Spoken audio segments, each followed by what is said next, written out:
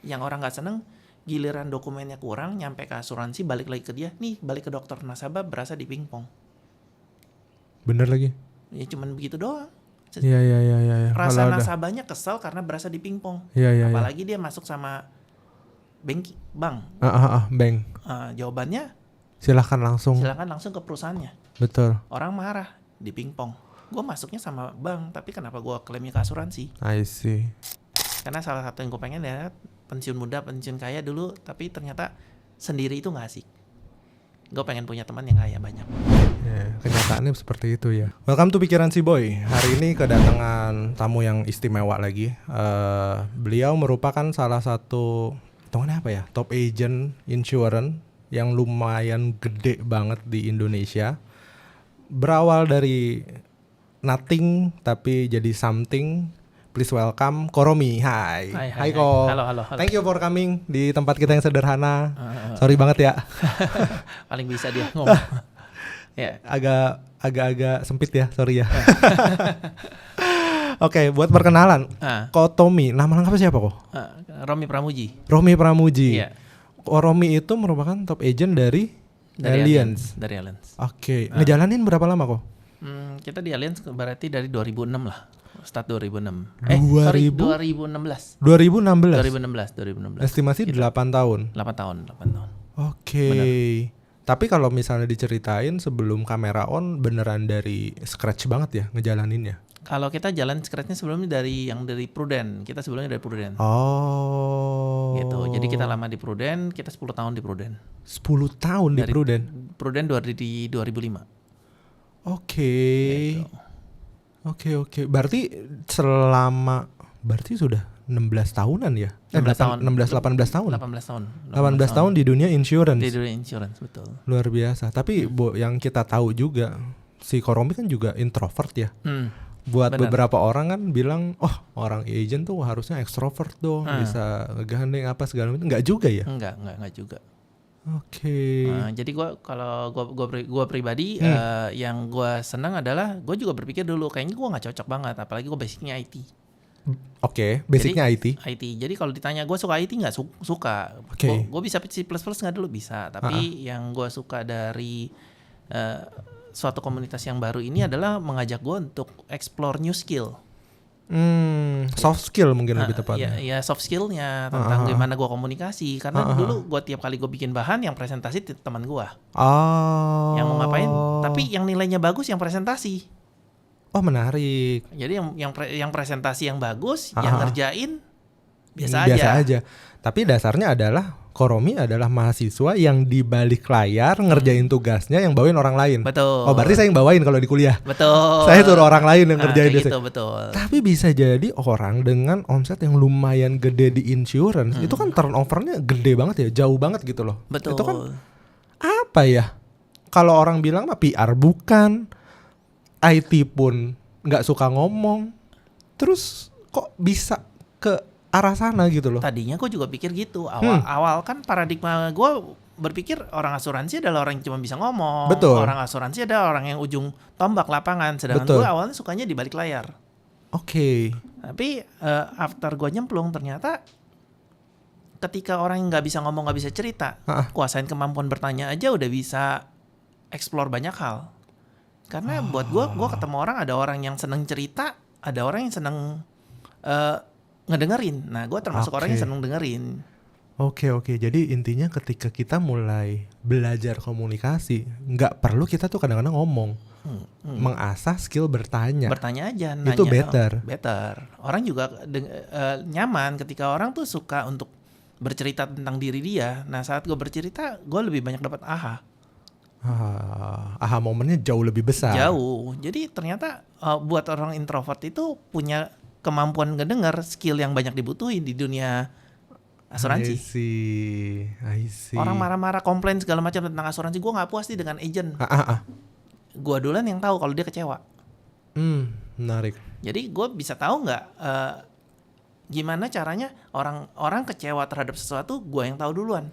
Karena gue yang tahu, gue yang bisa beresin. Arahnya ke sana.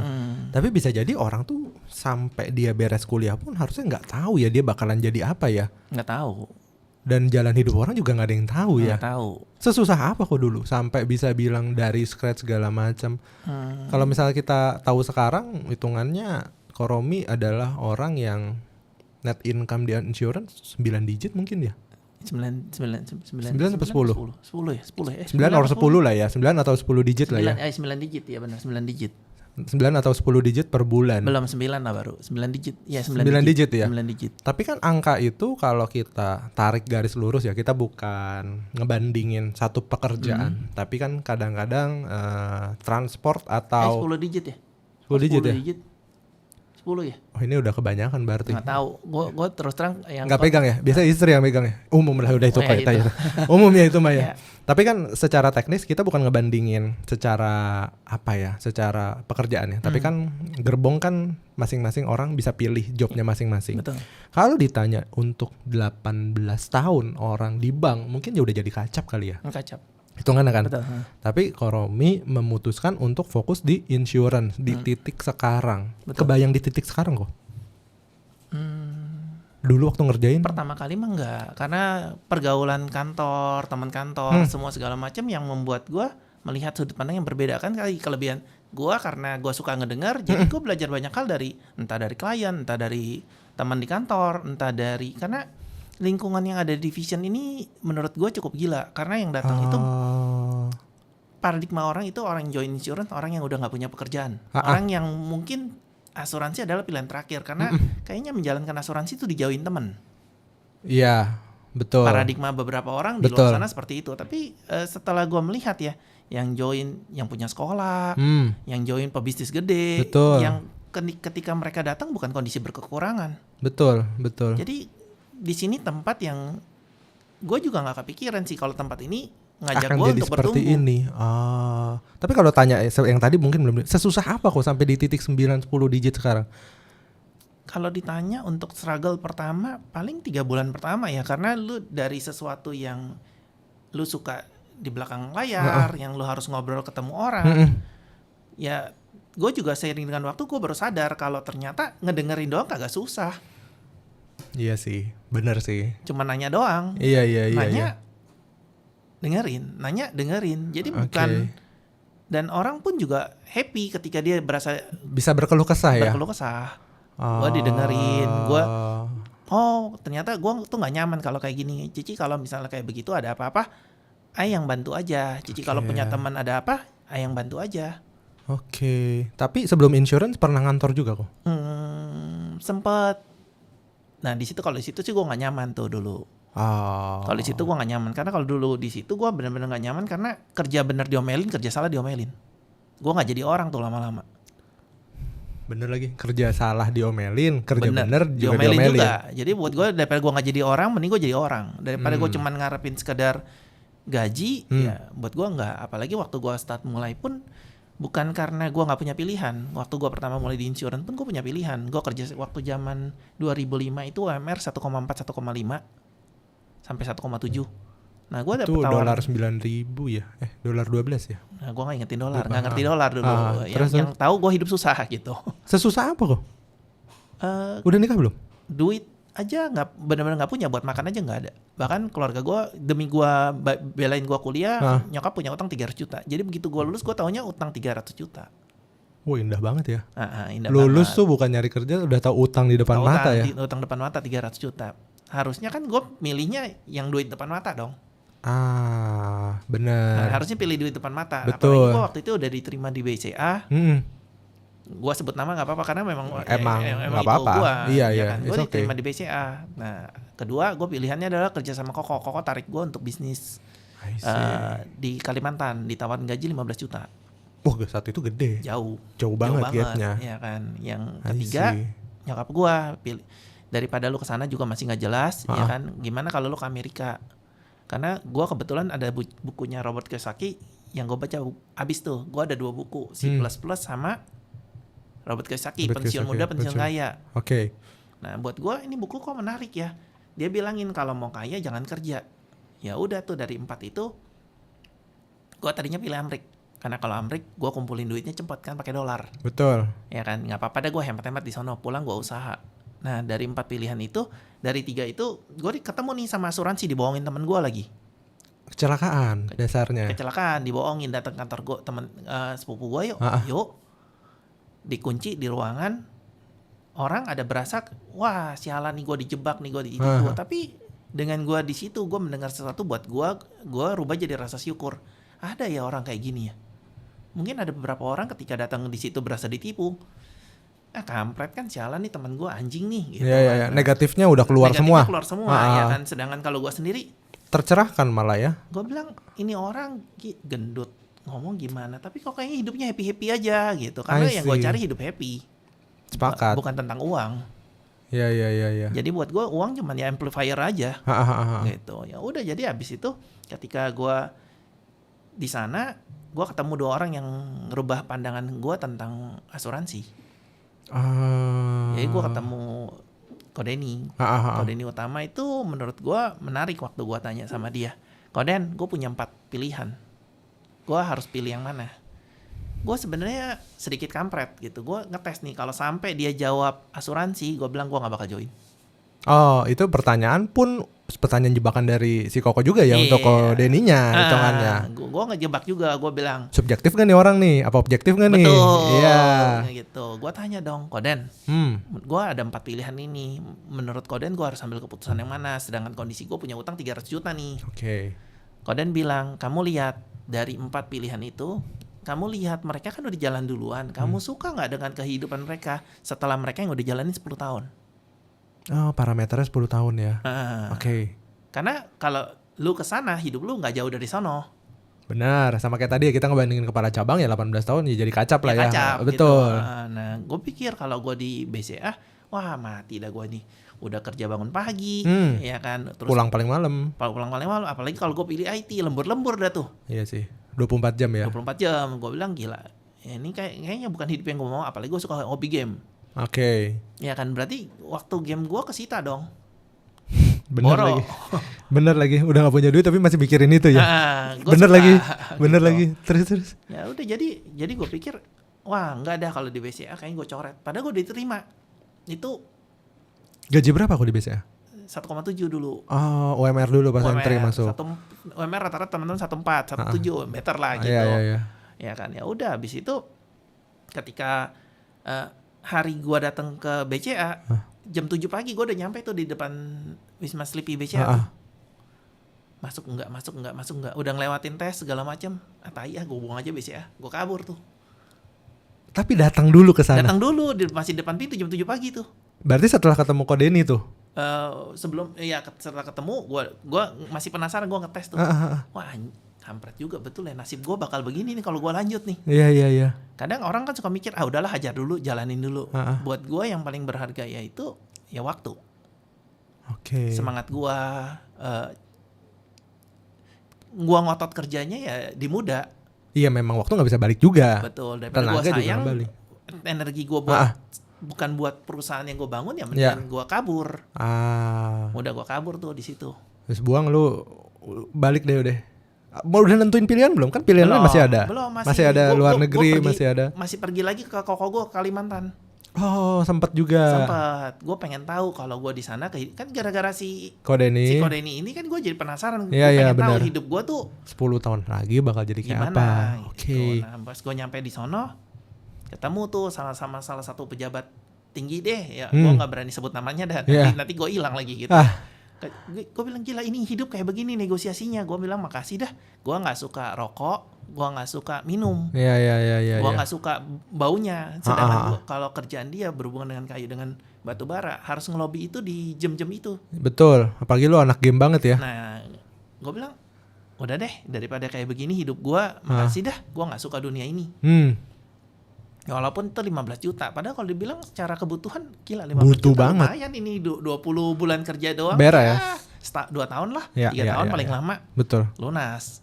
Oke. Ya udah, gue pikir nggak deh.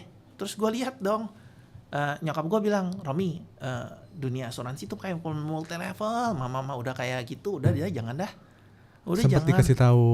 Sampai akhirnya nyokap gue tuh marah. Sampai datang ke kantor marahin leader gue, Bambang. Oke. Nah, anak gua, lu tahu nggak gua udah kuliahin, ngutang-ngutang segala macam, sekarang udah mau kerja gara-gara nih lu racunin anak gua. Nah, marah-marah. Oke. Lu kasih makan apa anak gua? Leader gua juga si Bambang ini, nanti ada satu dari Bambang juga masukan yang menurut gua menarik. Jadi si Bambang ini bilang dikasih makan sop buntut di belakang 6.000 doang tuh Oke. Nyokap gua jadi ketawa. Ya udah duduk dulu deh, katanya dengerin ini kayak begini. Ini mah gue udah tahu multi level, ngumpulin orang bohong gitu. Ya udah, jadi abis itu gue tanya lagi, Beng, nyokap gue suruh gue ke Amerika nih Beng, gue dimarahin nih ya kan, apalagi gue di insurance, gue tuh bukan orang marketing banget, nggak cocok. Network nggak ada sama sekali, bootstrap itu buta banget, bener-bener buta, gokil. Udah gitu udah punya utang, lu tahu dong kalau punya utang datang ke saudara aja bilang mau apa lu. Ya. Gitu. Jadi sampai sekarang pun ngarepin saudara, ya gue bilang ya enggak. Stigmanya udah beda deh ya. Udah kalau beda. dilihat sama saudara. Wah. Susah kan, apa juga salah. Iya benar gitu. sih. Ya nggak punya duit juga serba salah ya. Serba salah. Ya udah, abis itu gue tanya sama Bambang, Bang, gue bingung nih, nyokap gue tawarin ke Amerika. Udah diurus nih visanya segala macam, apalagi kan utang udah cukup, buat gue sih gede banget waktu 300 juta, kalau dikali duit dengan sekarang ya miliaran. Ya dikali 10 lah. Miliaran. Iya 3 miliar lah hitungannya, anggapannya. Ya udah, jadi habis itu gue bilang, nyokap gue cari ini segala macam. Akhirnya gue bilang sama Bembeng, si leader gue nih Bembeng, Bambang bilang, Rom, gini deh, lu lihat 5 tahun di bisnis ini cepet yau. Kalau lu ke Amrik, dia nggak tentang gue, lu lanjut ke Amrik boleh nggak? Boleh. Abis lu Amrik, gue mau tanya, after itu lu bakal ngapain? Oh bener juga sih. Gue ngumpulin duit. Oke, abis duitnya lu kekumpul, lu ngapain? Ya gue balik, gue mau usaha. Iya. Buku itu bilang jangan jadi karyawan. Iya. Ya udah, gue mau usaha. Dia bilang gini, gue backgroundnya sebenarnya toko handphone. Gue mau nanya, lu udah siapin belum hitung duit buat belajar hilang? Iya, itu juga ada, betul. Kalau lu udah usaha di sana terus duit lu hilang, gimana? Terus pengalaman lu di sana apa? Kerja. Gue bilang, gue cuci piring aja nggak apa-apa, dah gue nggak takut kerja keras. Gue bilang, ya udah cuci piring aja. Ya udah, lu habis cuci piring pengalaman lu apa? Cuci piring. Lu buka usaha apa di sini? Cuci piring? Nggak bisa. Iya juga ya. Sekarang gini, gue nanya sama lu nih, kalau lu jalan di sini, lu benar-benar kerjain selama setahun, lu gagal masih bisa kamrik nggak? Masih. Betul juga. Iya benar. Menarik. Betul. Jawabannya juga menarik. Ya udah, habis itu gue pikir, ya udah, coba 1 tahun. Dia bilang 1 tahun aja. Tapi lu benar-benar kerjain ya. Gue harus kerjain apa, Bang? Diajarin presentasi. Karena gue dulu juga orang yang songong. Diajarin presentasi, bisa nggak lu presentasi kayak gini? Gampang. Gampang. Bisa nggak lu sehari cerita 2? Ya gini doang 5 menit 2 bisa, 15 juga bisa. Oke. Padahal basicnya IT dan introvert. Iya. Dia kesal juga. Mana buktiin ke gue lu bisa 15? Gue bilang, tai sialan, masa nggak bisa sih cuma cerita doang? Mas cerita doang bodo amat, gue nggak peduli ya orang masuk atau enggak, yang penting gue cerita kan. Iya gue cerita. Jadi yang sebenarnya bukan karena dia suruh gue 15, tapi gue kemakan omongan sendiri, gue harus cerita 15 orang. Padahal lu yang ngomong tuh ya? Gue yang ngomong. Dia nyuruh 2 ya? Dia suruh 2. Iya. Agak gawat sih.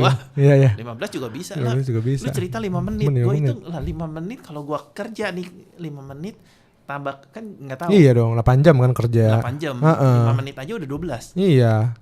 15 juga bisa dong. Iya, kalau dikali rata nih ya. Kali rata. Gue juga nggak ngerti. Ternyata harus bikin janji. Iya. Harus apa? Database nggak punya. Jadi mau ngapa? Oh, ya udah, gue masuk ke toko-toko. Oh. Tapi kan orang taunya masuk ke toko-toko tuh sales toko. Apa namanya? Kayaknya gampang, tinggal masuk aja. Enggak. Gue 1,5 bulan pertama cuma berani liatin, masuk kagak.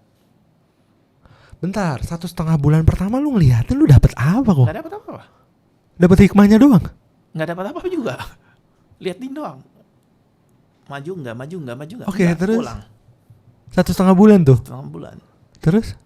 Kemudian tai gini orang semua enggak. Tapi gue beruntung, leader gue ini supportnya cukup gila. Jadi dia sampai temenin gue ngobrol, konsul.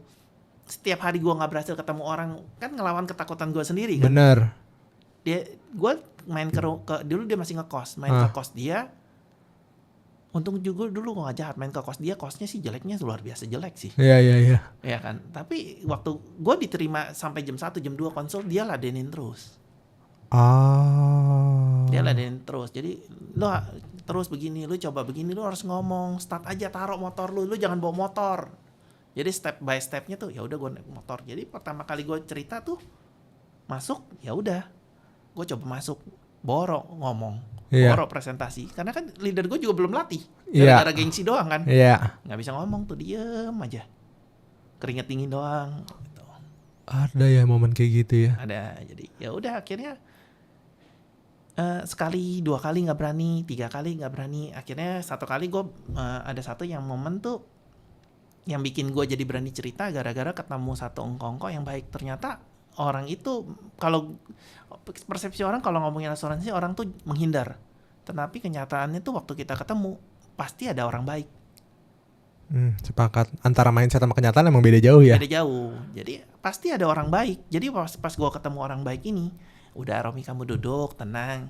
Ii mau dengerin kamu ngapain? Iya kamu mau cerita apa? Even dia tahu gue asuransi. Kamu mau cerita apa? Jadi masih welcome. Masih welcome. Padahal orang itu nggak kenal. Mirip Mary Riana story ya pada waktu di Singapura ya. Ya, gue nggak tahu, gue nggak baca sampai kayak gitu. Karena gue nggak hobi baca, buku gue cuma 2 sih plus sama. Gue juga nonton doang sih gitu. sebenarnya. Gara-gara ketemu satu oma-oma, terus baik hati, diserahin semuanya, insurance segala macam, gokil. Ya kayak gitu. Ada moment of truth-nya ya. Jadi karena dia baik, ngajak gue ya udah ngobrol cerita, dia nggak masuk. Oke. Cuman cerita doang, tapi tiap kali itu ya udah kamu bikinin hitungan aja, tapi nggak janji masuk ya, ya nggak apa-apa. Udah sampai satu ketika ternyata cerita presentasi gue ini dia hafal. Dihafal Sama dia. Lu berapa kali ketemu dia? Sering, karena namanya lu di welcomein orang yang lain cuma dia doang. Dia doang. Oh, I see. Gue ada masuk ke tempat lain beberapa, tapi ditolak-tolak. Tapi yang bikin, karena gue canvassing di satu daerah ini, gue masuk ke toko-toko yang bikin nyaman tuh di sini. Yang ini nggak bikin nyaman, tapi gue terus jalan. Bener lagi, iya. Ya orang pasti nyari yang tempat di mana lu nyaman, udah betul, capek, ya kan. Betul. Ya udah habis ngobrol sama dia, gue bilang dong, ya ngobrol hari-hari aja sampai satu ketika ada satu Pak Haji datang. Pak Haji, ya bilang, nih asuransi nih udah punya belum? Nih Pak Haji orang Gutier nih, dia top nih. Bilang, aduh asuransi saya udah punya, nggak cocok. Pak Haji ini mah beda, dia yang presentasi. Lucu. Nah, dia presentasi. Dia tanya, Romi, bener nggak presentasinya? Kok bisa hafal sih? Gampang ini mah kalau jadi agent. Gokil. Gitu. Ya udah habis itu, wah kalau ini beda nih, bagus, coba kamu ke rumah saya. Nah sahabat pertama gue Pak Haji itu. Oke, ini agak menarik. Nah sahabat pertamanya bukan lu yang bukan lu yang ini ya. Sebenarnya ada sebelum dia ada lagi, ada satu lagi yang kan gue berasa ketika gue presentasi kurang lebih ada 100 orang kali ya. Nah nggak ada yang closing satupun. Tapi habis itu gue bersyukur, balik lagi gue ke Kode ini kan, Koden bohong. Koden di presentasi 10 closing 1. Gue presentasi 100 nggak ada yang closing. Koden ini bohong. Gue bilang dia 2006 nih ya. 2005 itu 2005 lagi sepi banget asuransi. Nggak terlalu rame itu. Di kantor gue rame. Yang aneh gue doang yang sepi. Tapi maksudnya nggak kayak sekarang kan orang bilang udah hype ya karena banyak cerita. Tapi dulu lebih parah lagi kan, nggak semenggaung itu asuransi gitu loh. Bedanya lingkungan kita yang dibangun Division tiap minggu kan ditampilin. Oh iya betul sih. Jadi angkanya kelihatan terus. Tetap aja rame. Masa orang rame gue kagak? Gitu. Oke, lanjut di 2005 lu dapat customer pertama. Nah sebenarnya yang waktu tadi itu gue nggak dapat customer dulu sampai gue ngeluh ke Koden. Gue memang jarang doa. Habis itu Koden bilang, Romi kamu presentasi udah sesuai cara yang Koden ajarin? Udah. Konsul nggak sama Bambang? Oke. Konsul. Semua udah sesuai. Kamu ketemu udah berapa orang? 100 orang kok. Oh, ya udah gini yuk doa bareng Koden. Jadi diajak doa tuh sama Koden. Tuhan, dia bilang, ini ada satu anakmu lagi berjuang buat masa depan keluarganya. Dia punya hati yang baik, pengen bawa mamanya. Nah itu Koden tuh punya kelebihan. Tiap kali kita request maunya apa, goalnya apa, Koden inget. Oh, nah, Koden luar bilang, biasa. Ini anaknya mau bawa mamanya pergi ke Swiss jalan-jalan. Ya udah, habis diajak doa, besoknya ada orang yang gue nggak pernah prospek telepon. Ada orang yang nggak pernah lu prospek telepon. Romi, jadi gue cerita ke temen gue yang nggak masuk itu cerita, dia bilang ada temen gue di asuransi nih, lu mau masuk asuransi sama dia aja. Jadi dia telepon ke gue mau masuk asuransi. Masuk, ternyata waktu itu matanya bermasalah. Jadi akhirnya kena pending sama asuransi, nggak lama dia kecelakaan. Tabrakan, untung dia nggak kenapa-napa, motornya yang hancur. Oke. Dia bilang, Rom, gue mau sorry, yang asuransi gue nggak bisa beli dulu karena gue harus beli motor baru. Jadi nasabah pertama gue itu yang gue nggak kenal, karena doa terus masuk, cancel. Dia bilang kecewa nggak? Ada rasanya. Sedih nggak? Tapi yang gue beruntung gue masih terus lanjut karena gue masih nempel sama leader gue. Berarti yang si orang nggak jadi ini sebelum dari si II ini kenalin. Tapi karena gue disemangatin terus, gue tetap samperin lagi yang orang lain. Nah balik ke II tadi tuh, udah masuk segala macam. Waktu zaman dulu ada namanya program member get member. Nah dia bilang kalau dia udah jadi nasabah, dia ada member, maka referralnya dia, maka nasabah bisa pergi juga jalan-jalan ke Eropa. Nah waktu itu kan si Pak Haji masuk. II ini ada poin gantung, mending II juga ambil, apalagi II juga udah ngerti, II bisa presentasi. Ya udah deh, nggak apa-apa, saya sekalian ambil buat kamu deh. Udah, jadi II itu ambil tuh dua anak, sejuta tuh dulu, inget banget. Nah Pak Haji ambil, jadi poinnya masuk ke itu II. Nah dari situ tuh begitu sekali pecah, kebuka tuh. Karena percaya diri kita, cara kita komunikasi, sebenarnya ternyata bukan karena orang menolak. Tetapi kalau keyakinan kita tentang insurance bisa bantu orang bertambah, maka respon orang yang kita ketemu pun akan berbeda. Jadi kita sebenarnya didekatkan dengan kepercayaan kita ya. Betul. Jadi bukan karena orang nggak benci. Sebenarnya orang, siapa sih yang nggak suka rasa aman? Sepakat. Siapa sih yang nggak suka yang suka kalau hidupnya sampai kenapa-napa susah? Nggak ada. Jadi gue juga berpikir, orang beli asuransi, gue juga nggak kaya. Betul. Dia nggak beli asuransi, gue juga nggak miskin. Betul. Tapi kenapa-napa, kalau susah, nggak ada yang mau juga. Yang susah kan dia. Jadi sebenarnya kebutuhannya kalau orang insurance itu, gue yang butuh jualan, apa dia yang butuh diprotek? Iya. Kayak mobil jadinya ya. Yang orang nggak suka itu karena orang asuransinya ngejar-ngejar kayak setan. Sepakat. Cara nawarinnya, Cici udah punya asuransi atau belum? Jadi orang nggak suka dengan itu, bukan nggak suka dengan produknya. Jadi dari situ gue bilang produk gue bagus. I see. Barang yang gue kasih ke orang, gue nggak ngerugiin orang. Dan cerita 2005 sampai 2024 akan terus sama ya? Sama.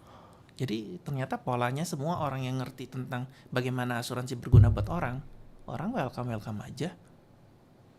Yang orang nggak suka ketika gue mau klaim, sorry ya gue nggak ada di asuransi, orang marah. Tapi kalau gue responnya, gue pernah ditanya, kalau lu udah nggak ada asuransi gimana? Nggak usah khawatir. Masuk sama Romi yang bakal handle. Even Romi nggak di situ. Selama Romi masih hidup, karena buat Romi ngurus klaim itu nggak susah. Udah percaya sama saya, ya udah, saya bakal jaga. I see. Nyata sebenarnya ngurus klaim itu kan cuma tinggal bilang cari sekretaris, dokumennya lengkap, diberesin, beres. Ya. Yang orang nggak seneng, giliran dokumennya kurang, nyampe ke asuransi, balik lagi ke dia, nih balik ke dokter nasabah, berasa di pingpong. Bener lagi. Ya cuman begitu doang. Iya. Rasa nasabahnya kesel karena berasa di pingpong. Iya. Apalagi dia masuk sama bank. Bank. Jawabannya silahkan langsung ke perusahaannya. Betul. Orang marah di pingpong. Gue masuknya sama bank, tapi kenapa gue klaimnya ke asuransi? I see. Gitu, yang gue ketemu sih banyak kan gitu. Ya udah, akhirnya dari situ tuh baru ternyata asuransi nggak sehoror itu. Horor di depannya aja kali ya. Terlihatnya horor karena gue nggak pernah terjun. Menarik, dan ini pun semua cerita untuk orang yang baru masuk asuransi ya tetap sih 100 orang, 2 orang yang berhasil 98 akan mengeluh kan hitungannya. Tapi dengan pola 2 orang ini juga ngotot kan, juga tetap kan. Betul. Untuk ngejar mimpinya dia. Betul. Mulai kapan tahu kayaknya kan itu butuh berapa bulan kok sampai nasabah pertama? 3 bulanan. Ada nggak di tengah-tengah pikiran, kayaknya gue salah pilih jalan nih, gue mendingan ke Amerika begini ceritanya? Enggak, karena gue tahu persis yang lihat hidupnya Kode ini kan dia baru lahiran Yeah. kan. Karena gini, gue dulu pernah punya background kecil itu yang nggak nyaman. Jadi Oke. waktu kecil itu saking sibuknya orang tua, gue dimasukin asrama. Oh. Jadi gue nggak punya waktu, nggak punya apa. Jadi buat gue waktu untuk deket sama keluarga Iya itu lagi. buat gue Prestisius. prestisius. Jadi Nggak bisa dibayar itu. gue tahu apa yang gue perjuangin. Oh, paham. Gue tahu Paham. persis. Jadi kalau gue di sininya income 100 juta kurang dari 5 tahun, maka ketika gue berkeluarga, gue bisa having time sama. Karena gue tahu itu pasti terjadi di hidup gue. Sorry, gue pengen married, gue normal, gue pengen punya anak, gitu. Dan lu tahu painful banget rasanya Gitu. jadi elu. Jadi Nggak gue bisa nggak mau, sama gue nggak bisa keluarga, dekat gitu, gue nggak bisa deket, dan lu nggak mau ini kejadian lagi di keluarga kecil lu yang baru. mau gitu. Jadi buat gue mendingan nggak apa-apa gue kerja sekarang. Toh juga nggak lama, gue lihat 5 tahun doang. I see. Kenapa gue percaya itu? Karena yang nyampe banyak. Kalau gue nggak nyampe, gue belum lakuin yang dia lakuin. Menarik. Tapi kalau misalnya diputar ya, ternyata kalau versinya Koromi adalah lu tahu nih apa yang lu mau kejar dulu, painful lu yang lu nggak mau kejadian lagi di lu, apa yang lu mau capai lu beresin dulu, baru lu cari gerbong mana yang kira-kira match up. Betul. Dan lu tekunin selama 5 tahun ke depan. Betul. Kan ada beberapa orang yang mulainya tuh mulai dulu aja, apa kayak yang penting gue cari duit, atau apa kayak ternyata karena ketika lu besar hidup lu lumayan pedih ya hitungannya ya, lu nggak deket sama orang tua, orang lu beres kuliah udah ada hutang segala macem, jadi pivot lu tuh di awal ya malah ya. Betul. Organize dulu ya, lu tetap walaupun lu udah ketemu asuransi, lu tetap ke BCA-nya juga buat persiapan tes, lu tetap ke Kalimantan juga buat ikutin engkau lu. Karena gue pengen tahu kalau gue jalan ini nasib gue bakal di mana. Ini sih universal fact bahwa ketika lu mau ngejalanin sesuatu, lu lihat dulu deh orangnya 10 tahun lagi dia jadi apa ya, lu jadi dia. Kurang lebih. Dan ini masih relate juga gitu. Lu mau ngomong 2005, 2024 lu mau sampai nonton ini. Sama. Iya, 2035 juga. Sama. Gak ada yang tahu. Sama. Jadi buat gue ya gue beruntung lah punya lingkungan sama gue beruntung gue gara-gara satu buku Robert Kiyosaki gue bisa memberi makna setiap kejadian. Kalau waktu itu gue memberi makna asuransi, tai lah ini orang ngomong kontol lah, ya gue bakal jadi sesuatu yang lain. Oke. Gitu. Jadi ya gue beruntung lah. Terus gue juga beruntung lah punya leader yang mengayomi. I see. Gitu. Tapi kalau misalnya ditanya kan otomatis dengan 2005 ke 2024 otomatis agent makin bertambah. Jaringan makin jalan. Orang yang gagal otomatis juga makin banyak. Secara rasio dong. Sebenarnya kalau gue nggak percaya dengan orang yang gagal, gue cuma percaya dengan keputusan mereka. Oke. Objektivitasnya keputusannya dia untuk stop gitu ya? Iya, gue nggak percaya ada orang yang gagal karena sampai hari ini pun gue nggak pernah lihat di tim kantor pun orang yang gagal ketika dia nggak mutusin dia stop. Oh, menarik. Karena buat gue hitungan logikanya tuh nggak masuk. Kita kan ngomong angka dong. Iya. Kerjaan di sini kan orang taunya asuransi, jualan asuransi. Sebenarnya kerjaan utamanya adalah gue cari partner yang mau hidup enak. Jadi dagangan gue bukan di asuransinya, tapi cari partner yang mau hidup enak. Enak seperti apa? Enak seperti yang lu mau, bukan versi gue. Karena versinya gue enaknya seperti apa belum tentu sama dengan lu. Buat gue cuma nyiapin satu tools yang dimana orang bisa dapetin kehidupan yang mereka mau dengan tools ini. Produknya solid ya? Bukan asuransinya, tapi sistem bisnisnya. Oh, sistem bisnisnya. Karena orang taunya gue jadi agen asuransi, jual asuransi. Benar. Padahal kerjaan utama gue everyday asuransinya itu cuman 3 bulan pertama. Gue jualan 3 bulan pertama. Paling 3 bulan doang. Sisanya kerjaan gue cari partner, cari orang yang bagus, cari orang yang cengli, cari orang yang bisa kerja sama. I see. Jadi secara teknis bukan produknya lagi, tapi sistem yang dibangun. Sistem yang dibangun. Nah, orang-orang yang gue mau hire sebenarnya sama aja dengan bisnis. Lu bisnis pun nyari hire orang yang bergelut di perusahaan lu, pasti lu milih orang, nggak mungkin sembarangan. Oke. Sama, gue recruiting juga begitu. Orang berpikir, wah ini kayak multi level. Enggak, gue milih bener-bener partner bisnis. Oke. Karena kalau gue salah pilih, partner bisnis bisa bikin gue pusing. Kan lu dari 2005 ke 2024 nih kok. Dengan net income lu segitu. Sebel gak sih ada orang yang jauh lebih cepat dari lu. Kan di sosial media banyak tuh cici-cici yang dikontenin berapa net income-nya per bulan gitu loh. Kan Kebetulan waktu dia ngomong, Ah, ah. ya kan, income kita juga masih di atas dia, jadi kita nggak masalah. Oh. Kalaupun disusul pun kita bukan tipe orang yang kesal sampai kayak gimana, karena Ah, ah. kita tahu persis kita mau apa. Karena kalau ditanya happy-nya kita apa, kita happy lihat orang lebih sukses pun kita happy. Karena duit itu bukan jadi parameter lagi hitungannya. Betul. Karena buat gua ngelihat yang cici asuransi sukses pun kita beneran happy. Kita senang, bahkan dengan adanya mereka kita bisa menjual sesuatu yang lo lihat nih orang baru cici muda-muda Betul, keren. betul. Jadi buat gua itu nggak jadian oposisi. I see. Jadi buat gua ya gua happy karena kenapa kayak contoh sekarang banyak anak muda yang umur 26 1 M lebih sebulan juga banyak. Oke. Jadi buat gua tidak melihat itu posisi karena buat gua happy itu kayak contoh leadernya Aswin yang itu Anita dari rumah yang biasa aja jadi dari rumah di Gunung Sindur yang bahkan itu udah dia tidur di atas motor Bentar, rumah di Gunung Sindur tidur di atas motor itu gimana? karena kalau mau meeting kan di Jakarta Aduh, dia benar naik lagi. motor. Iya, benar. Bisa beli rumah pertama dia di BSD 11 miliar tuh gue happy. Jadi kalau gue lagi kadang kecewa, kesel namanya berhadapan sama orang, gue tinggal balik ke daerah dia, gue lihat senang ya kalau ngelihat orang dari bukan sesuatu jadi sesuatu. Jadi ya kita akhirnya kalau ngomongin kerja, kita kerja bukan karena sekedar pengen kejar uang lagi. Jadi bentuknya manfaat ya. Manfaat sama pencapaian. Menarik. Gitu. Jadi ya itu yang kalau yang sekarang kita kerjain ya lebih ke arah sana sih. Oke. Gitu. Jadi kita memberi makna baru terhadap uang. Contoh misalnya kita bilang kita pengen 5M sebulan, Hah, ya kan? Terus kenapa pengen 5M? Enaklah kalau jadi kayak nenek tajir supaya anak-anak kalau nanti kita ngumpul kan cerita lama kaset kusut dah pokoknya kalau orang punya duit ngumpul. ya. Ya itu Ya, cerita ya, kan. ya. Jadi kita mendingan Magnet. punya itu supaya orang pada ngumpul karena kita mau cerita hidup kita. Kalau ditanya Romi, contoh nih gue ditanya pas sebelum mati nih, gue ditanya Rom gimana hidup lo? Happy aja? Anak kurang ajar nggak? Nggak ada, anak happy semua ngumpul deket kita. Yang gue tahu cerita hidup gue apa? Ya. Senang. Jadi gue nutup mata juga dengan tenang. Rest in peace ya. Beneran peace ya. Iya bener-bener peace. Jadi kalau ditanya anak lu gimana? Oh anak gue baik-baik aja tuh ngumpul. Lu kalau jalan-jalan gimana? Oh jalan-jalan sekeluarga semua rame tuh. Menarik. Kan ini urusan tinggal peluru. Kalau peluru gue cukup, Kenapa enggak? jalan semua aja. Jalan Kenapa semua duit aja. jadi bom mati? Betul. Gitu. Menarik. Jadi kita pengen punya cerita yang indah gitu. Itu yang dikejar. Bukan duitnya. Dan banyak orang juga maksudnya nganggep si asuransi ini bener sih.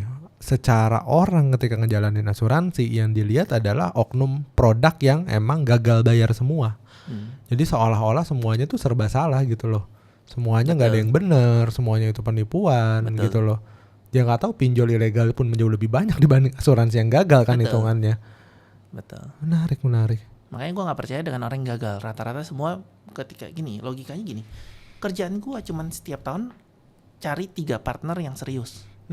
Setahun 365 hari. Masa sih gue cuman cerita 1 hari 1 yang dimana nggak lebih worse daripada gue memilih di kantoran dari jam 8 dan Bener lagi. Gue cuman approach hari 1. Gue bilang kerjaan gue cuman main. Ya. Kalau kebetulan gue ketemu orang yang cocok, gue ngobrol, gue sharing. Iya. Kalau gue nggak cocok, gue stop sharing. Iya. Memilih lah ya. Milih. Oke. Jadi nggak tahu ya kalau buat gue ya 365 hari, 365 orang, masa sih nggak ada yang 3 yang mau hidup enak? Sepakat. Buat orang yang lagi ngejalanin insurance atau jadi agent untuk apapun itu jenis mereknya dan mereka belum closing dan ketika lu pada saat itu, hal apa yang bisa lu sampein ke mereka? Kalau buat yang lagi ngejalanin sih buat gue ya itu kan nightmare banget nih buat mereka sekarang nih. Waduh, gue belum closing, ini jadi pilihan karena hidup gue. yang bikin mereka nightmare karena film mereka sendiri, karena mereka berharap closing. Kalau gue dulu mikirnya program gue bagus, pasti orang ada yang mau. Oke. Gue nggak berharap closingnya, gue berharap cerita gue bisa berguna buat orang. Oh, jangan pikirin impact-nya, tapi progresnya dulu yang lu fokusin. Iya, karena buat gue program gue nggak nipu orang. Kenapa gue harus, kalau orang nggak mau, sedangkan orang lain jual mau, berarti Ada yang salah. ada yang salah sama gue. Menarik. Kepentingan gue pasti pengennya closing. Sedangkan kalau gue waktu ketemu orang, gue benar-benar kepentingannya apa yang berguna buat dia. Ini arahnya kayak firman Tuhan ya.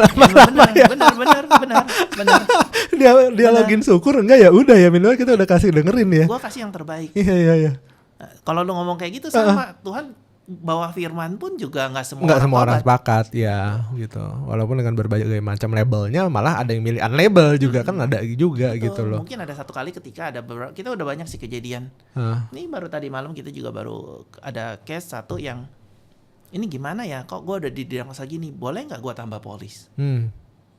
Jadi sebenarnya orang butuh, cuman yang perlu kita tingkatin adalah cara kita bercerita sampai orang ngerti maksud kita tuh apa. I see.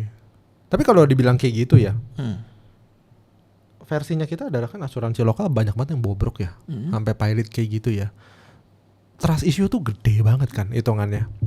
Untuk gimana caranya kalau misal buat teman-teman di luar sana kan obrolannya, kok ini orang insurance tuh trust issue-nya kegedean gitu loh. Jangankan insurance, kita ngomong tentang dunia medis pun. Oke. Ada nggak salah diagnosa? Oh iya lagi, benar. Ada nggak orang yang salah diagnosa atau salah obat? Iya lagi, banyak atau banget obat lagi. Overdosis. Dokter palsu juga masih ada kok. It's real, tapi apakah dengan gara-gara ada oknum lu sakit lu nggak ke dokter? Nggak juga lagi ya, nggak juga sih. Sama, tapi orang memberi makna yang berbeda, dianggap generalisasi. Satu problem, semua orang problem. I see. Jadi buat gue ya tergantung orang mandang itu. Gue ketemu orang kalau kecewa pun gue tanya.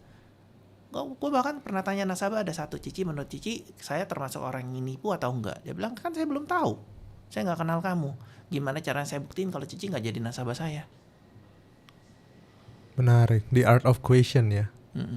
Akhirnya dia bilang, ya udah deh, gue coba deh sama lu dikit. Dari cuma 300.000 sekarang satu keluarga masuk 15 juta sebulan.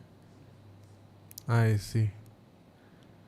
Jadi buat gue bisnis kerjaan orang tuh cari orang yang bisa dipercaya. Makanya gue nggak percaya. Mahal ya. Dan itu mahal harganya. Menarik.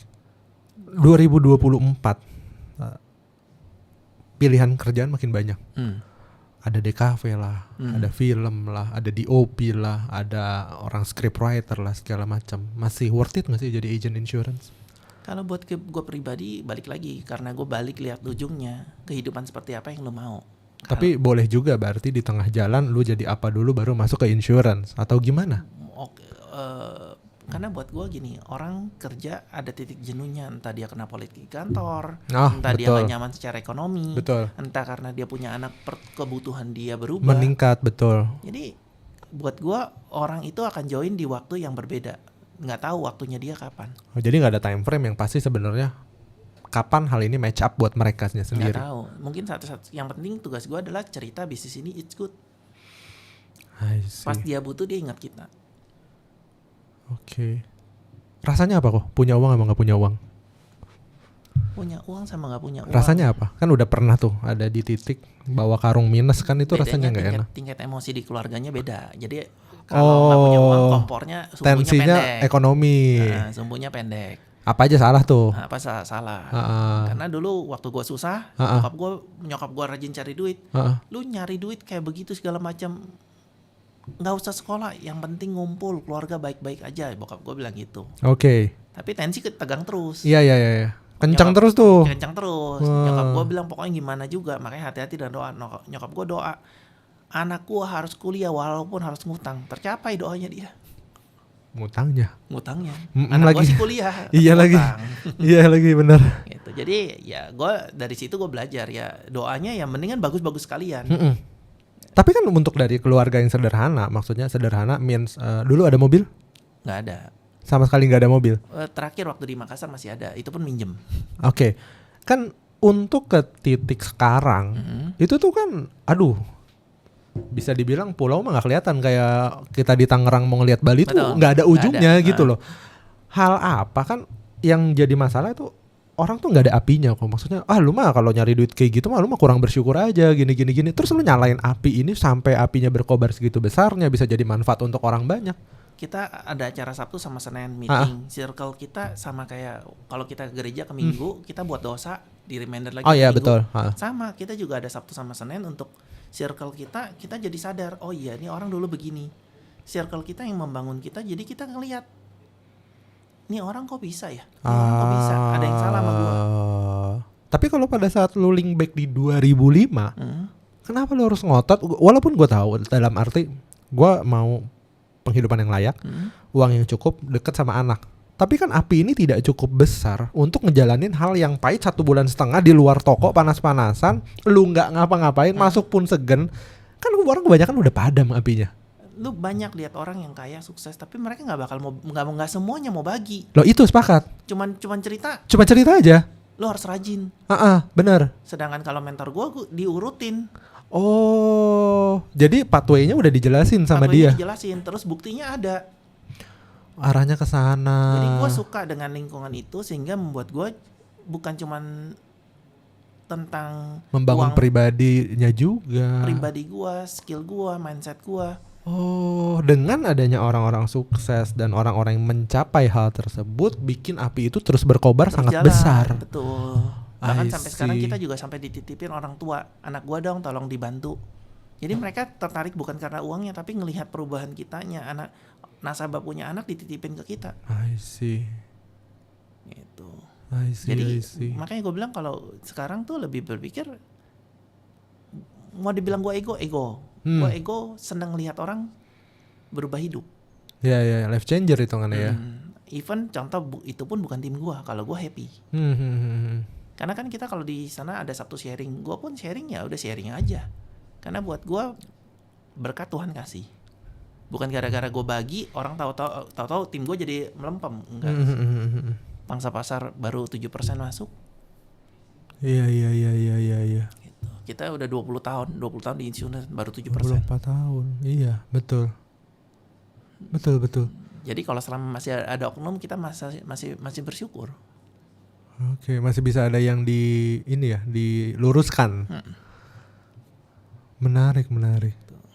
Kalau misal orang nanya, gue mau masuk asuransi, tapi agen gue nyebelin, gue nggak suka, dan gue juga bingung, gue harus kemana untuk beberes urusan gue ini. Sedangkan semua agen taunya omset, even gue pun sebelum insurance yang sekarang sama Koaswin, ya gue tuh nggak tahu apa-apa, bener-bener nggak tahu apa. Orang baru ini itu harus kemana? Kalau ditanya seperti itu sebenarnya tergantung. Gue nggak bisa ngomong semua agent bagus, gue nggak bisa ngomong semua agent black. Sepakat. Jelek. Tapi dari segi customer dia tuh harus ngapain kok? Kalau dia tuh nggak suka sama orang dekatnya, terus gimana caranya gue dapetin informasi tanpa tendensi misalnya? Itu kan yang sebenarnya orang pengen nih. Karena hampir most likely orang yang di approach nggak mau bukan karena produknya, karena behavior penjualnya yang kita nggak match up. Contoh kita ke warung sembako A. Ini mah judes. Ada yang B lebih mahal tapi oke misalnya. Tapi kan di dunia asuransi ini bukan barang retail, ini private sale kan hitungannya kan. Terus mereka harus apa? Sebenarnya kalau ditanya seperti itu sih ada banyak hal sih. Ada beberapa kalau zaman dulu punya, orang tanya teman, lu punya nggak orang asuransi yang cukup bagus? Referensi. Karena mau gimana dari zaman dulu referral it's good. Menarik, ya kan? Betul. Sampai kapanpun, sampai bank prioritas pun semua segala macam bermain masih di referral, ya kan? Atau dari sekarang adalah salah satu di media sosial. Jadi di media sosial pun juga sekarang, dulu mungkin orang lebih pengen cari secara personalnya, tetapi untuk bukanya orang mungkin pengen tahu di dunia media sosial. Gitu. Karena trustnya juga udah dapet di sana ya. Apalagi ya zaman sekarang kita udah lihat iklan-iklan aja udah mulai luntur, gantinya ke medsos. I see. Gitu. Jadi mereka juga bisa cari preferensi di sana atau cari temen yang punya referensi terhadap agentnya. Apalagi kalau dari servis kayak kemarin kita dapat nasabah satu cuman gara-gara keterbatasan pengetahuan agentnya. Waktu dia ngurus klaim kanker, ada satu form yang dia nggak masukin, klaimnya nggak keluar, ditolak. Cuman gara-gara itu doang. Habis itu harusnya kalau udah masuk kanker pasti ganti.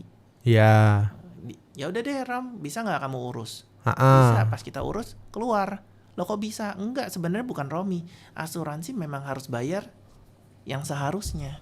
Tapi ada requirement yang nggak terpenuhi. Nggak terpenuhi. Dan ini miskomunikasi terhadap agentnya. Betul.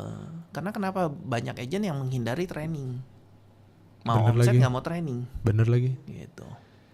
I see. Sebenarnya banyak hal bagus yang kita bisa lihat di situ.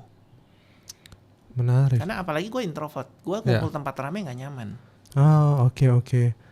Orang introvert jadi agent insurance sih agak-agak outstanding ya. Agak-agak gimana ya? Agak nggak umum lah hitungannya ya. Tapi di tim makin banyak kok orang introvert yang jadi agent.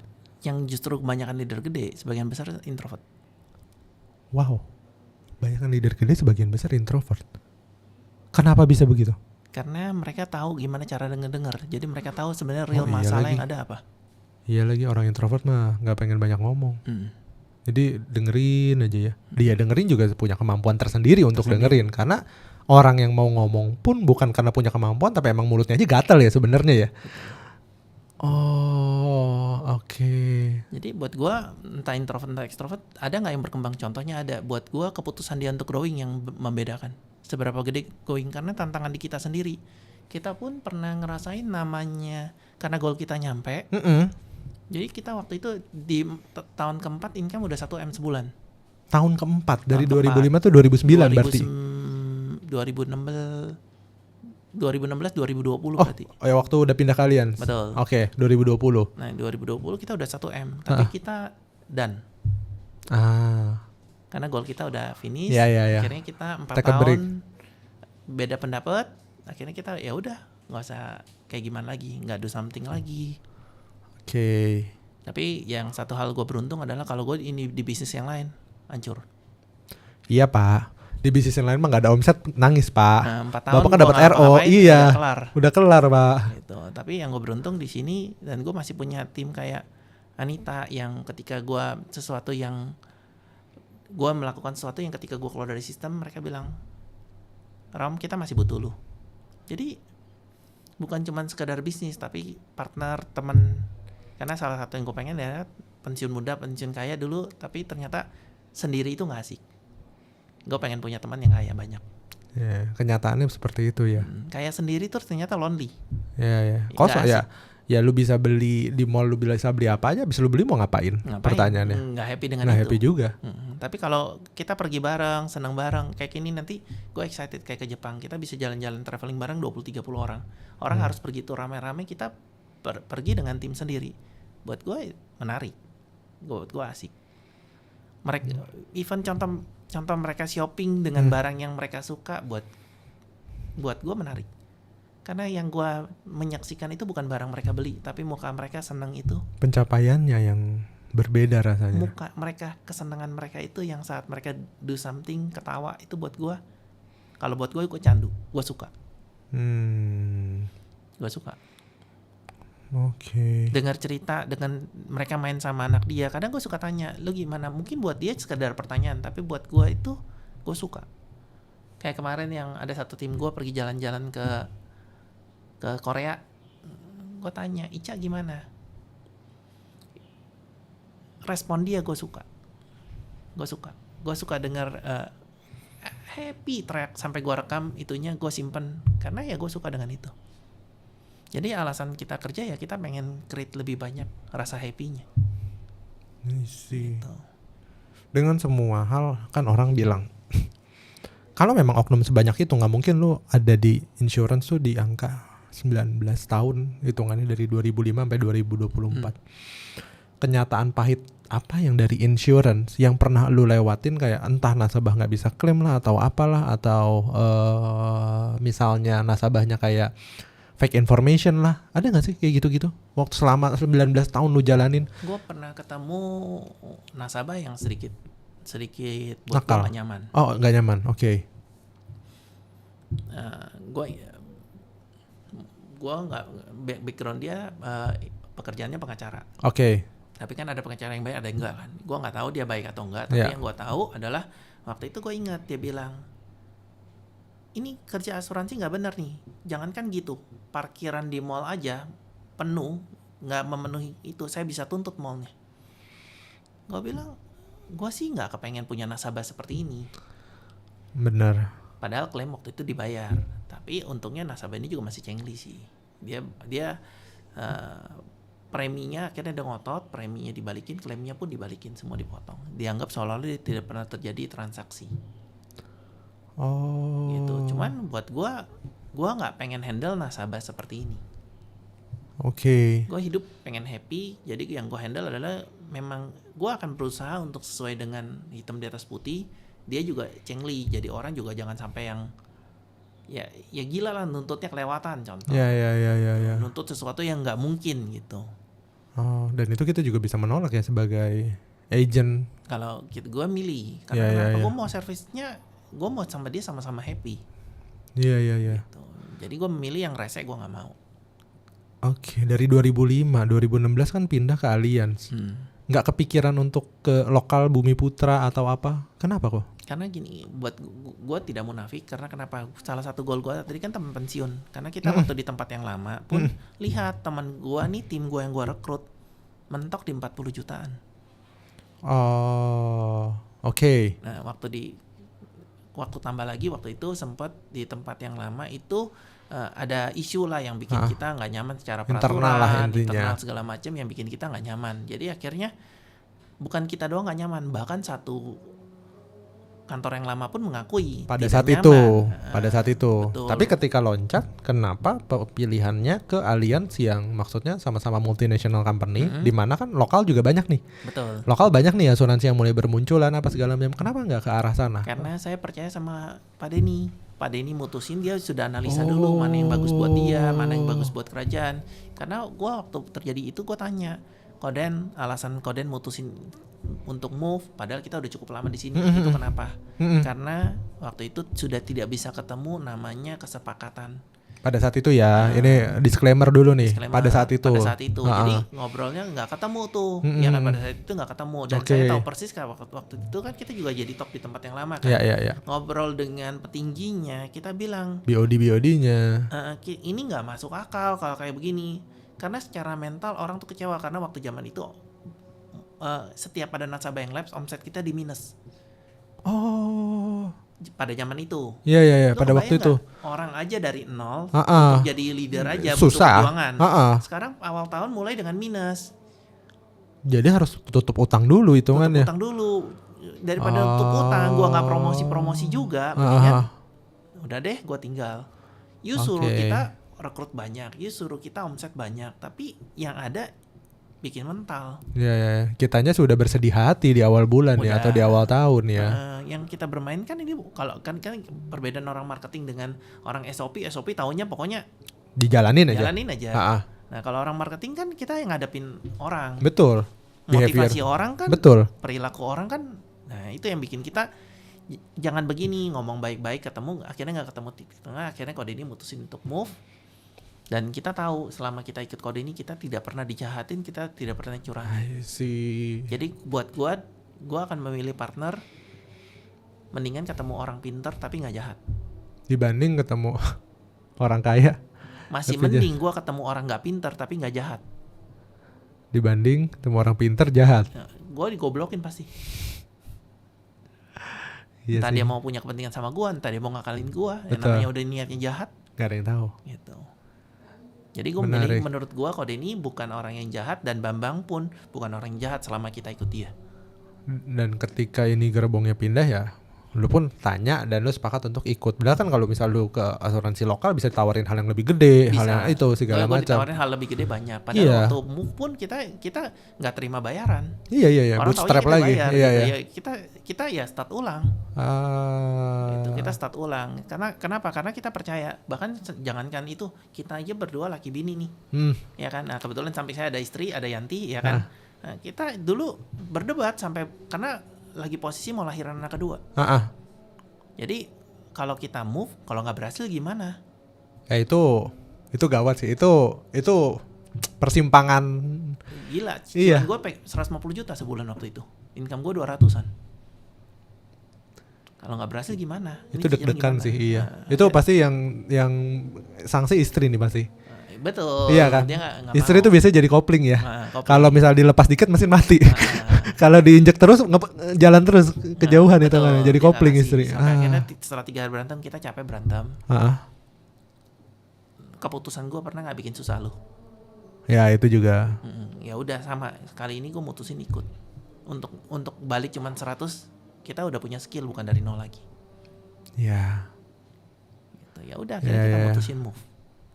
Itu juga apa ya? Itu persimpangan yang berat sih hitungannya. Dan lu juga masih bisa bertahan sebenarnya walaupun kode ininya nggak ada. Nggak ada bisa. Tapi gue tahu karena kenapa yang waktu itu problem adalah regulasinya.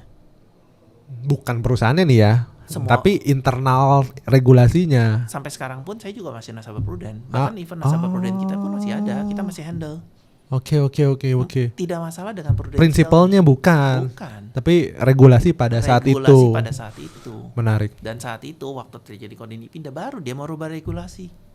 Ya kadang-kadang kan harus ada momentum juga. Kita nggak bisa bilang orang harus berubah secepat-cepatnya hitungannya. Itu juga keberuntungan ya tanda kutip alians buat punya kode ini. Kalau nggak ada itu nggak ada bisa juga. Kadang-kadang nggak harus nungguin perusahaan lain runtuh kan. Kadang-kadang dia runtuh sendiri. Bukan runtuh tanda kutip bangkrut ya. Tapi ya dalam berkompetisi kadang kan nggak harus menyerang.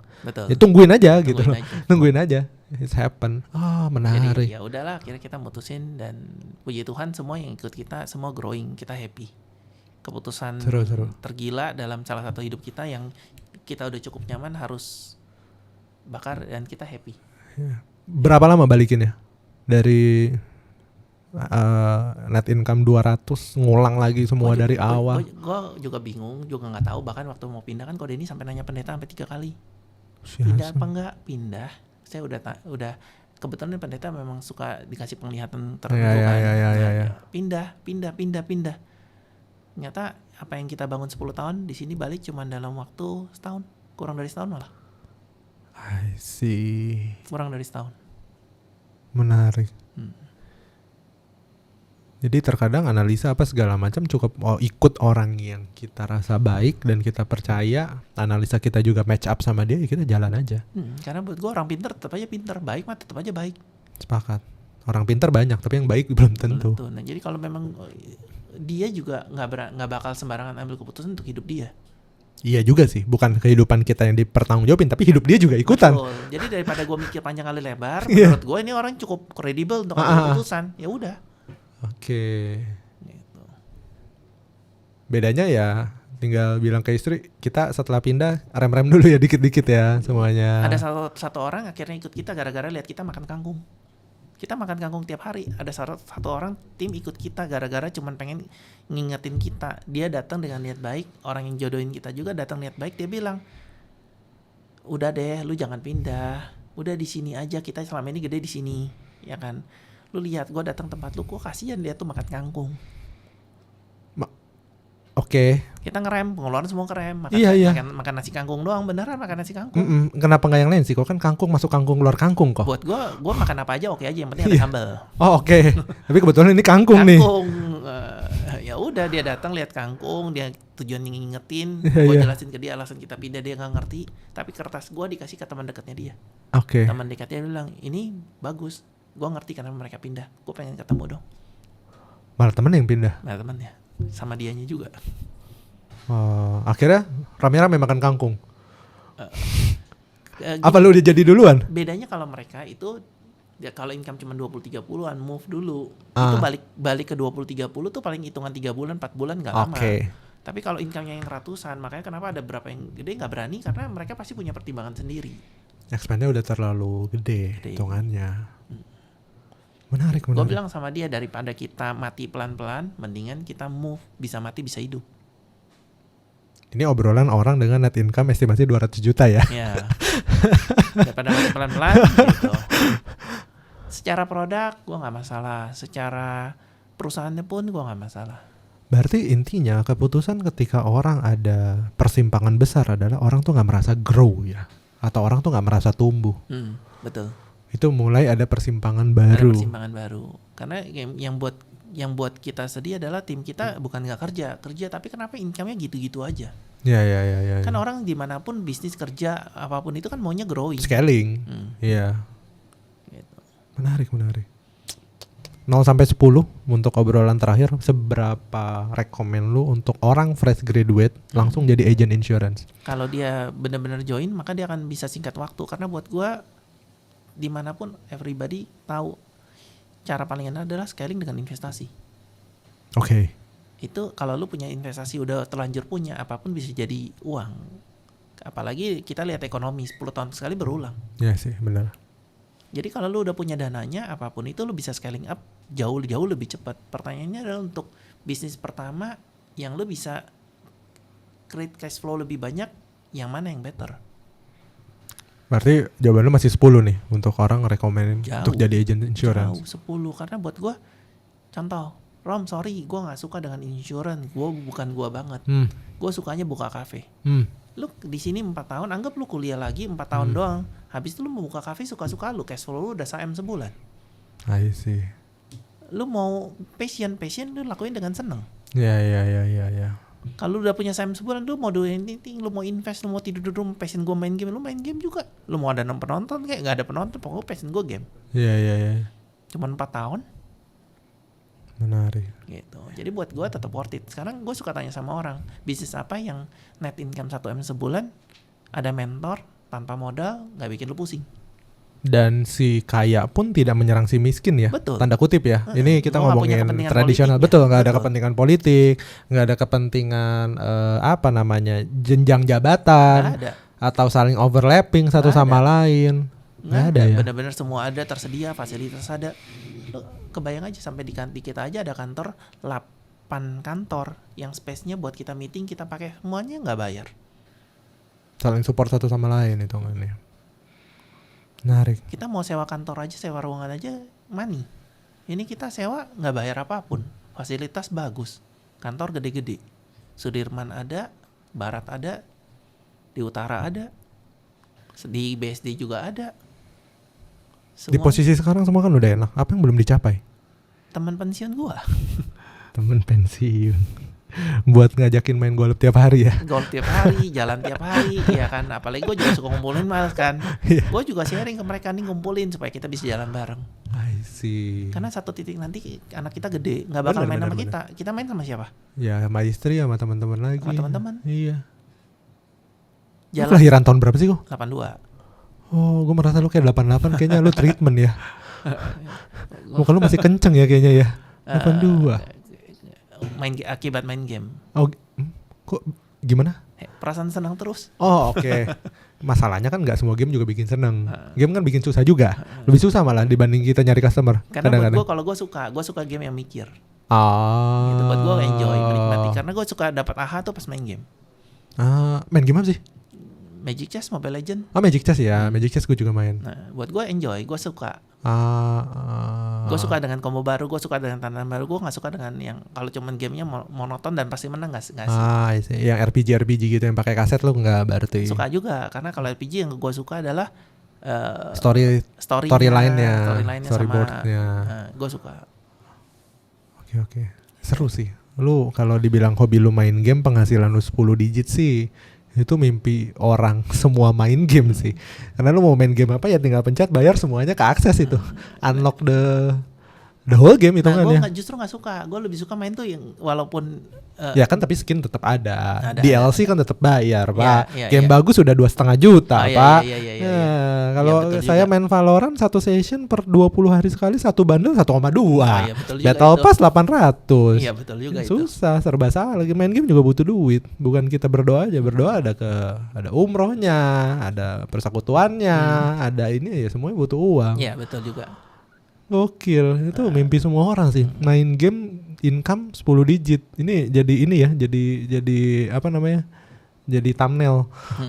Gokil. Karena enggak kebayang sih gua. Enggak kebayang seorang Koromi penghasilan segitu, hobi lu main game, sesimpel itu hobi lu.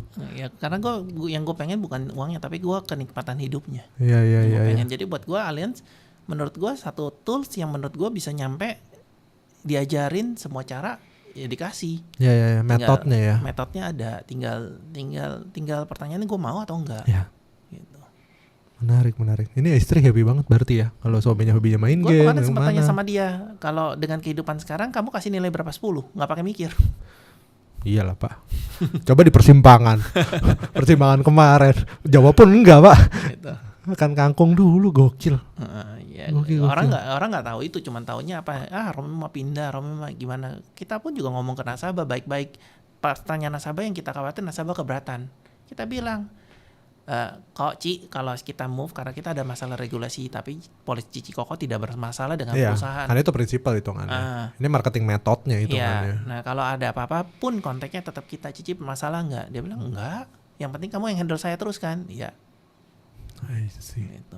Nggak nasabah nggak keberatan. Harapan nasabah apa? Pokoknya dia klaim ada yang bantuin dan sesuai waktu lu omongin. Gitu. Luar biasa. Kita sebenarnya janjian udah lama ya kok ya. Tapi kebetulan sama-sama sibuk. Kemarin kita batuk, satu keluarga batuk, jadi bolak-balik tuh batuknya. Berapa lama ya? Sebulan ada ya? Sebenarnya minggu kemarin udah enggak, tapi minggu kemarin gara-gara kita nggak bisa kerja, jadi kita beresin beberapa kerjaan dulu. I see. Gitu. Jadi pas minggu ini pas ketemu, gue juga kemarin sempet lupa pas lihat muka Aswin. Iya, gue utang sama Aswin gitu. Appointmentnya lama Pak. Maksudnya ya butuh titik tertentu. Orang dari bootstrap atau orang dari minus ngelihat duit 100 juta aja jauh Pak. Kadang-kadang di pelupuk mata. Jauh nggak kepikir. Makanya butuh perkumpulan seperti itu buat kita tuh ngerasa deket sama pencapaian tersebut. Betul. Ya. Gue ingat banget dulu gue upgrade, gue ingat banget gue nggak perlu mobil mewah. Mobil tuh yang penting bisa jalan, buat gue udah cukup. Nah waktu itu gue ingat banget mobil pertama gue waktu income gue masih 15 juta. Gue pengen beli mobil Atos. Oh iya, Kia Atos Hyundai. Oh Hyundai. Oh ya sorry. Hyundai Atos benar. Yang kecil kan? Yang kecil ya kan. Kalau gue dulu cari QQ. Mirip tuh sama Atos. Nah gue pengen beli sama teman gue second. Buat gue no problem. Yang penting gue tahu cukup bagus semua segala macam. Nah ada satu teman di kantor. Ini Ciobi, gue ingat banget. Dia salah satu yang berjasa untuk upgrade, scale up cara gue berpikir. Dia bilang, Romi, kamu tahu kan karir di sini, tahun kedua kamu itu income 40 juta. Kalau kamu punya mobil itu, atau second, you mau jual apa? Lu jual bagus pun orang gak percaya. Jadi lu beli mobil itu bukan buat lu suka mobilnya, tapi paling enggak orang tahu hidup lu proper. Arahnya ke sana. Arahnya ke sono. Banyak orang suka bilangnya flexing, bukan flexing, tapi kita pengen nunjukin kalau ketika lu join di bisnis ini, you bisa punya kehidupan yang proper, yang layak, bukan mau flexingnya, bukan karena keren-kerenan gimana. Tapi nggak apa-apa lah flexing juga. Ya sekarang mah iya. Ada yang humble juga kena juga sama aja dihujat juga. Nggak ada masalah sekarang flexing udah flexing aja. Iya. Sekarang ada orang mau ngomong apa lah ya, yang penting niat gue kemana ya udah. Waktu itu gue inget tuh, akhirnya jadi beli Honda City, gue beli, gue ingat banget minta diantar ke bandara, mobil pertama gue antar bandara, dan gue nggak punya SIM, hari pertama gue nyetir nabrak. Tapi ya gue thank you ada orang yang scale up, dan feeling nabraknya tuh gue juga nggak tahu apakah seperti itu. Gue pertama kali beli Mercy ditabrak tim gue, tapi ya itu cerita yang buat gue sekarang jadi lucu ya. Pada saat itu sih agak deg-degan pasti dong. Kalau gue ketawa. Oh, really? Pertama kali itu Honda City itu lu bukan punya SIM, lu mah gak punya kemampuan, namanya lu pertama kali nyetir nabrak. Ngaco. Gara-gara kan tim gue satu, dia bilang gini, Rom, mobil lu baru nih, antarin gue ke rumah ya. Wah, ayo. Kebun kacang. Ketemu tiang kecil, kan feelingnya belum dapat kan, gak punya SIM. Ya, pertama kali juga itu. Enggak nyetir udah sebelumnya enggak, tapi mobil itu bawa pertama kali. Kan bodinya enggak feeling kita ya. Feeling. Udah pengen nyok tuh pertama. Menarik. Gitu. Karena buat gue memang dari pertama gue melihat mobil itu bukan mobil. Buat gue mobilnya memang kendaraan, tools. Cuman untuk salah satu seperti ruko, gue usaha ya. Ya ada tempatnya, udah sesimpel itu. Doang. Gokil. Menarik. Tapi segitu panjangnya perjalanan juga sampai lupa gimana rasanya, susah kali ya? Kalau gue sih ya masih ingat sih. Masih ingat ya? Masih ingat ya? Karena buat gue sering kali kan kadang kalau kita lagi jalan pasti ada momen tertentu. Kayak contoh misalnya gue pergi ke Plaza Senayan. Kan gue bukan hobi Rolex, tapi gara-gara teman gue bilang kalau beli Rolex tuh untung, investment, ya kan segala macam. Aset bukan liabilitas. Waktu gue dulu kan fasting di situ, gue ingat tuh, oh ada Rolex, ya kan, ya udah, nggak sanggup beli, tapi gue cuma presentasi. Gue ingat banget dulu Ini keinget gara-gara pas kemarin gue beli Rolex di sana. Pas gue beli, gue ingat dulu di sini nih gue pernah ditenteng satpam nih. Kenapa? Karena gue melakukan market survey, penawaran ke orang-orang yang gak dikenal. Gue datang samperin, habis itu gue gak punya izin. Oh iya, di dalam private building kan hitungannya. Ditarik tuh sama satpam, dipegangin di sini. Gue ingat banget. Jadi waktu gue bilang ini. Jadi kalau tanya susahnya, gue ketawa doang sih. Mungkin orang yang nenteng gue ya begitu aja. Gokil. Lu pernah ditenteng begitu. Saking ototnya lu ini ya. Tahun berapa? 2000? 2005 mah. 2005-2006. Waktu jadi nasabah doang, karena waktu udah bangun leadership udah nggak terlalu sih. Nekat sih lu masuk Komol sih, nekat sih. Karena teman-teman gue cewek-cewek berani samperin orang dan diterima. Harga diri cowok coy. Iya sih. Iya sih kalau pada saat itu iya sih. Menarik. Jadi prosesnya orang juga bermacam-macam ya, dan kebetulan Koromi pivotnya di depan, lu tahu apa yang lu mau capai, lu kejar sebisa lu ya, walaupun pahitnya adalah ya tetap sebulan setengah lu juga ngeliatin toko, lu gak berani masuk, yang mau diapain? Gak berani. Oke lah, luar biasa. Gitu. Thank you banyak untuk hari ini, kok banyak banget udah sharing ke kita. Mungkin mimpi banyak orang lah, hobi main game penghasilan 10 digit tuh gila sih. Itu gila sih. Gue suka. Itu main game paling rasanya tiong abis kalau kata orang tuh, lu udah gak mikirin dunia ya. Main game ya lu fokus game jadinya ya. Ketika lu main game cuma fokus game ya, bukan fokus kerjaan ya. Betul. Bahkan saking kan gue kalau nyetir mobil gue suka bukan suka mobil, gue suka nyetirnya. Jadi kadang kalau gue sukanya ngebut, dia khawatir. Tapi kalau dia larang gue juga marah. Jadi akhirnya dia kasih solusi. Gini deh, lu main game di samping gue yang nyetir. Solusi ya. Kalau nggak beli mobilnya agak mahalan kan, makanya kan biar sama-sama aman ya. Betul. Jadi sekarang kalau kemana-mana dia nyetir, gue main game. Oke. Serba salah sih, mobil kenceng nggak digas juga serba salah kan. Sayang mobilnya kan sebenarnya. Jadi ya udah akhirnya gue kuai-kuai aja lah. Dia happy, gue happy. Iya, dia happy, lo happy ya. Oke lah. Thank you banyak. Thank you. Tempat kita yang sederhana. Semoga semuanya lancar dan ngobrol tetap sama terjaga. Lu smart Thank you banget. Sama cara lu sama-sama. Lebih ke arah gue pengen tahu sih rasanya, karena kan gue nggak di titik itu ya. Kita jalan dengan start dan fase yang berbeda, dan teman-teman di luar sana juga gue nggak expect sih. Maksudnya gue dulu keberuntungan gue dibawa sama orang tua murid gue. Ngelihat kekayaan ini. Jadi gue bilang dari SD gue ngajar.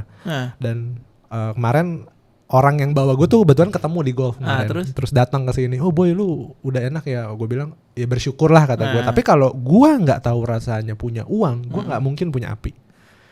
Dia punya private villa, dia punya private beach, dia punya private island, dia punya private. Aduh, luar biasa lah. Keluarganya dia yang bikin gue gini ya rasanya orang gara-gara kaya. Golf doang ya? Bukan gara-gara golf. Pada saat itu waktu gue kecil kan gue ngajar orang tua, ngajar anaknya dia. Jadi hampir 70% dari keluarganya dia itu belajar sama gue, aritmatikanya. Jadi udah jadi trustnya kebentuk dong. Trustnya kebentuk. Gue dibawa sama mereka ke private-nya dia. Kan biasanya kan kalau di villa gitu, anaknya tanda kutip anaknya ART nggak ada deh. Gue tuh jadi kayak anak bebek di antara kalkun. Gue tuh udah beda darah sendiri gitu loh. Tapi gue ikut di situ. Gue ngerasain, oh enak ya off-road ya. Oh enak ya masuk ke pedalaman 4 jam ya. Oh enak ya punya villa 3.000 meter. Oh enak ya punya pantai sendiri kagak ada orang pak.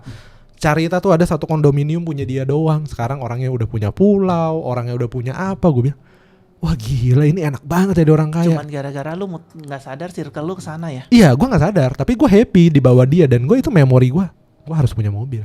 Cuman gara-gara circle doang gak? Iya. Coba kalau lu circle-nya dulu kerja. Ya gue gak bisa, gue gak tahu. Beruntungnya orang tua gue mengeksploitasi gue, makanya gue sering cerita itu. Beruntungnya gue dieksploitasi gitu loh, dalam tanda kutip. Ya kalau nggak gitu gue nggak dapat akses. Gue nggak tahu menikmati sebuah liburan. Gue nggak tahu enaknya naik mobil. Gue nggak tahu rasanya punya uang yang cukup di antara beberapa orang. Oh bisa ya orang ngumpulin 30 orang nggak ngomongin duit tuh enak gitu loh. Iya. Oh gitu rasanya sampai ya itu remind me gitu loh sampai. Gue kayak harus punya mobil deh, gue harus kayak ini deh, gue harus kayak itu deh, dan ya mau gimana pun caranya gitu loh, mau gimana pun caranya, tapi ke akses, yang makanya yang gue tanya ke lu ketika kita di angka minus, boro-boro punya mobil, Pak. Uang 50 juta tuh nggak kelihatan. Nggak kelihatan. Mau makan besok pun kita mikir, Pak. Bener-bener mikir gimana cara makan besok. Uang dipotong buat utang. Ini orang tua juga. Kalau kitanya bener, orang tuanya bener. Ada yang kitanya kerja, orang tuanya ngutang terus juga ada. Kejebak di situ. Kejebak, betul. Gak ada yang tahu. Time frame-nya orang beda. Makanya gue bilang, secara bisnis ya tanda kutip ya si Allianz ngedampingin orang-orang yang sudah punya ke orang yang jurangnya, loopnya gede. Ya ini sih matters banget sih menurut gue. Biar itu tuh kayak bohong lah lu lah, tai lah lu menipu doang gitu loh. Karena kalau nggak ada itu ya mereka gelap mata, Pak. Balik lagi, udahlah cukup-cukupin lah gaji UMR, udahlah cukup-cukupin lah. Itu kan akan mereka terima gitu, jadi legowo mereka. Iya sih. Banyak yang honorer juga 300.000, masa gue 5 juta gak cukup, ntar digituin tuh. Balik lagi, muter lagi, loop lagi gitu loh. Makanya menarik lu bilang, oh ya gue didampingin, oh ya kode ininya sudah masih lihat hal apa yang gue kerjain bisa jadi kayak dia. Dan jarang, biasanya kalau tanda kutip kita di konvensional gak mungkin owner pabrik ngobrol ke staff pabrik atau satpam. Enggak. Kayak gini loh gue jadi owner pabrik gitu, lo bakal kedepannya jadi kayak gini tuh akan sulit. Susah banget, gak ada lah kesempatan itu. Gak ada. Menarik. Jadi kalau kayaknya kita punya kemiripan ketika masuk circle yang berbeda, cara masuk berpikir circle kita beda. jadi beda. Apa yang dicapai rasanya kalau kita bilang wah nggak jauh ya, kayaknya makin dekat, makin kita lihat dekat. depan mata kita. Iya, Pak, ya Allah, gue jadi anak ayam di antara kalkun. Gue bilang gue benar-benar punya apa ya, punya budi lah ke keluarga Gani. Gue bilang ke keluarga tersebut bahwa wah gue kalau nggak dikasih tahu nikmatnya punya uang, gue nggak kejar kayaknya. Gue nggak kejar kayak gue nggak tahu rasanya punya mobil, punya villa, punya pantai, orang-orangnya punya pulau. Gue bilang pernah di satu podcast gue bilang, iya masa iya kita mimpi juga nggak usah muluk-muluk lah, masa ya kita mau punya helikopter di landasan rumah kita, kata dia. Jangan gitu boy, orang yang waktu itu ngajak lu jalan udah punya pulau katanya. Hah, serius lu? Iya, itu mah kecil kalau lu mau punya helikopter. Gue juga dulu pikir gitu, buat apa punya. Betul. Buat apa punya, kata gue. Ngapain mikir jauh-jauh di titik gue sekarang. Gue masih bisa bilang, ngapain sih lu mikir lu punya boulevard, lu punya landasan helikopter di rumah, jauh lah. Boy, jangan gitu. Orang yang pernah ngajak kita 20 tahun lalu dia punya pulau sekarang. Gue bilang, anjing punya pulau. Ntar lah kalau dia datang gue coba ngobrol. Mindset kayak apa sih lu ngapain punya pulau gitu loh. Iya benar. Gue juga banyak unlock mindset gara-gara masuk komunitas baru. Iya, ngapain lu? Aduh, kalau bilang ngapain lu beli mobil mahal, beli mobil yang bisa jalan cukup ya. Susah sih ya. Orang lihat beli mobilnya, kalau kita padahal sebenarnya cari komunitasnya, temannya, pergaulannya, cara berpikirnya. Tapi kalau belum masuk rasanya nggak bisa, Pak. Susah, Pak. Nggak ada yang mau lu anggaplah lu bawa BMW X misalnya, nggak ada yang ngizinin lu masuk, Pak. Nggak ada yang rasanya lu tutup pintu lu kayak nggak ada orang di samping. Penjelasan itu tuh undefinitif gitu loh. Betul. Dan lu ngakses ke sana ya elah kayak Alto atau Xenia aja gue masih jauh, ngapain sih ke X gitu loh. Itu sih. Menarik. Tadi malam gue baru ketemu orang di Hong Kong, kenalan, dia suruh gue beli Harley. Orangnya asik. Terus dia bilang, ya udah lu beli Harley, lu beli Harley, belinya sama, jual juga sama. Iya betul. Ya kan, ya udah lu ikut komunitasnya. Ya udah ayo gitu. Oke lah, udah jadi agak kepanjangan. Thank you banyak untuk semuanya. Thank you banyak udah datang. Semoga kita bisa berjumpa di lain kesempatan. Mungkin bisa ngisi di Melek Resiko ya. Kita ngobrolin masalah resiko-resiko yang ada. Thank you semuanya. Sampai ketemu di episode selanjutnya di Pikiran Si Boy. Bye bye. Thank you.